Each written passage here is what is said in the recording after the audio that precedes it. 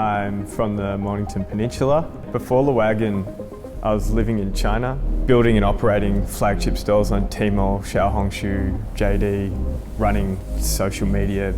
I picked up the Wagon to arm myself with the skills I need to future-proof my career.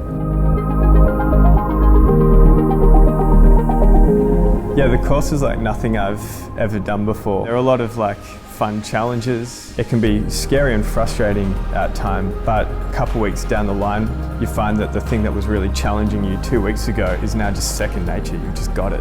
Right now, I'm extremely into FinTech, so I'm learning all these FinTech skills, learning to code with Python, which was incredibly easy because I learned to code with the Wagon first, and now I love coding.